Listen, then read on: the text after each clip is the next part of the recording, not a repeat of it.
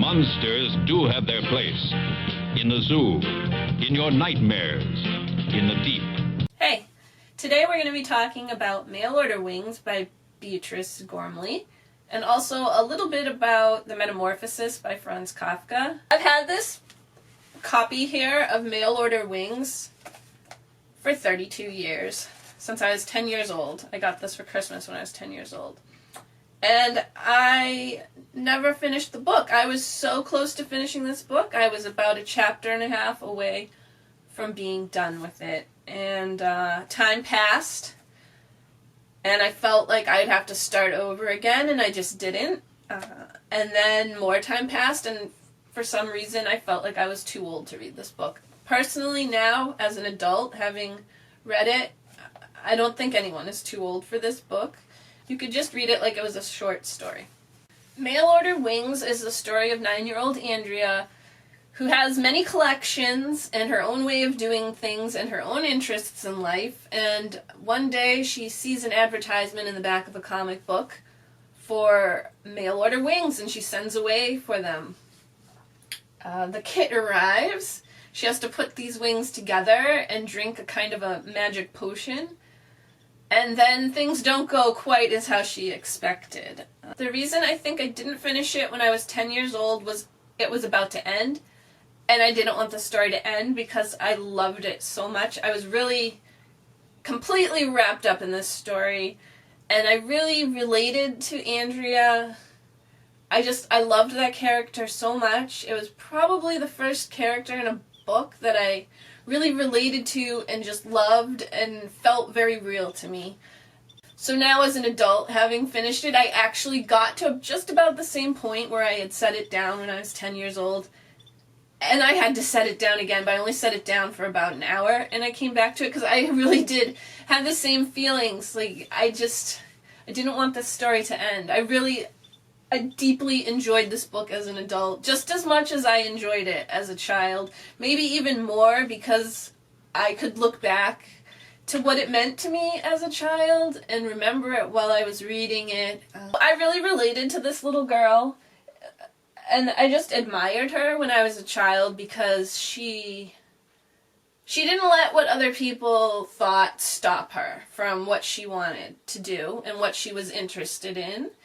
She collects birds' nests, and she's showing them in school, and her best friend kind of betrays her and laughs at her with another little girl. That was something I could relate to. I was having some problems like that in 4th grade with some of my friends, but that's, I think, pretty typical when you're in 4th grade. Things are changing, and you're outgrowing maybe some of your friendships because you're developing as your own person. So Andrea, though, didn't let that bother her. She wasn't gonna let people laughing at her stop her from collecting birds' nests, which I thought was just amazing, her bird's nest collection. So I actually would go out looking for birds' nests, but I never found too many, because obviously you don't want to take a nest that a bird is actually living in. So it's harder to find ones that birds aren't living in. But I think probably the thing I actually related most to, and it was probably on a subconscious level, was Andrea was going through all these physical changes, growing wings. So when I was in 4th grade, the 4th graders were the oldest kids in the school, and I unfortunately was the girl that started to physically develop first. So I was going through changes, kind of similar to Angela going through changes.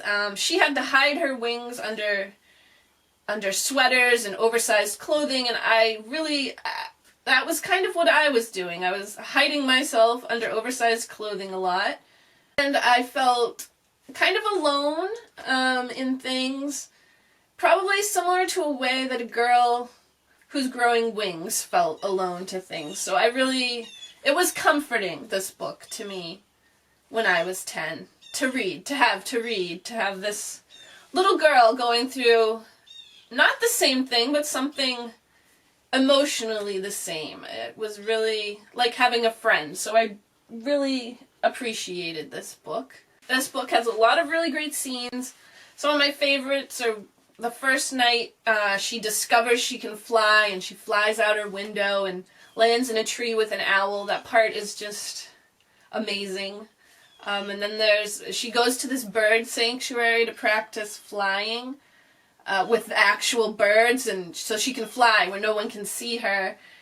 And her aunt happens to be at a bird watching class, and they all kind of spot her in the tree, but she has to act like she just climbed the tree. That was pretty great. It's funny. And then there's this really great part where she's in her classroom, and suddenly she can't understand writing. It just looks like scribbles to her. All the kids in the class are talking, and it just makes no sense to her. She doesn't understand why she's there, and she's reacting as if she was a goose, and she jumps up on the windowsill because she wants to fly out the window, and then the teacher sees her, and she snaps back to reality. It's pretty great. I really love that scene. It's a very well-written scene. In the book, they do make several references to Franz Kafka's The Metamorphosis. In fact, the comic book that she's reading at the beginning, where she gets the send-away form for her wings, is a comic book about a man that turns into a beetle. What's the Metamorphosis about, really? I mean, on a deeper level than just a man transforming into an insect. It's up to interpretation. I did quickly read over some people's thoughts on the deeper meaning of the Metamorphosis. I don't know. I think it's something to do with communication, how we communicate to others, and the lack of communication leads to a lack of feeling, which is similar to some of the themes I saw in Mail Order Wings. I'm thinking here on camera again, so my face probably looks strange. What do the Metamorphosis and Mail Order Wings have in common? In Mail Order Wings, the main relationship is Andrea and her older brother, and then in the Metamorphosis, the main relationship is Gregor and his sister.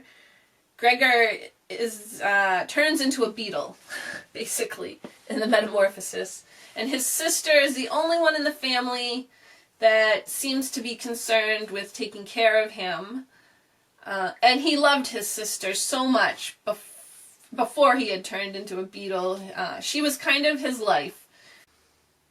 But I would have to say that Andrea and her brother have a better relationship. He does kind of emotionally betray her at one point, but that is resolved at the end of the book, whereas Gregor and his sister, she emotionally betrays him, and that doesn't end so well, unfortunately.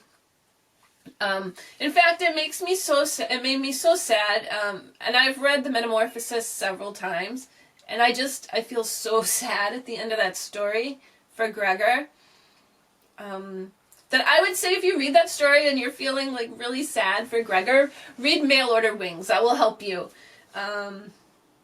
That's the way it should have gone. That's the way it should have gone. Although Andrea's brother still doesn't quite understand her at the end. It's a better relationship between those two. That's interesting, though, to think. He doesn't really still understand her at the end. I only just finished reading both of these. I haven't really thought too deeply. You're watching me think about this on camera. What else? So I would say Andrea, everyone around her doesn't really seem to be noticing these changes, which should have been fairly obvious. She's hiding a giant pair of wings under bulky sweaters and acting strangely and spending all her time alone. And nobody seems concerned with this. Whereas in the Metamorphosis, Gregor has turned into a giant beetle, and his family just seem to want to shut him off in a room and ignore his problems and not try to find help for him. I don't know how you would find help for someone that is turned into a giant beetle, but they are extremely unsympathetic to Gregor. So they're similar in that sense. The people around her aren't taking notice of what she needs, the way the people around Gregor aren't taking notice of what he needs. And then there's just the whole transformation, which is, it's interesting. She has these moments where she is starting to not feel human, and the things people around her are saying aren't making any sense to her, kind of similar to the way that Gregor is slowly becoming an insect, and he thinks he's speaking like a human, but he's just making screeching, squeaking, chirping sounds. I really get stuck on that part where he thought he was telling his family, he's behind the door of his bedroom the first morning of his transformation, and he thinks he's telling his family what's going on. At first he wanted to hide it from them, and his boss even came to the house to see where he was because he didn't show up to work. And he can't get himself out of bed because he's on his back and he's a giant insect. And he thinks he's speaking to them the whole time. He thinks he's telling them he's going to be right out. He thinks he's telling them just a minute. And he thinks he's telling, there's something going on. And he's trying to make the situation better. But they're not understanding him because he speaks like an insect.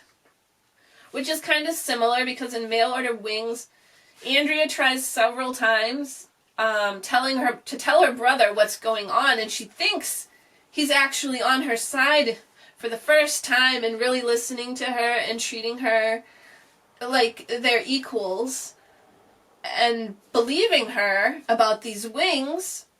And then it turns out he was just humoring her the whole time for the few days that the parents have been away.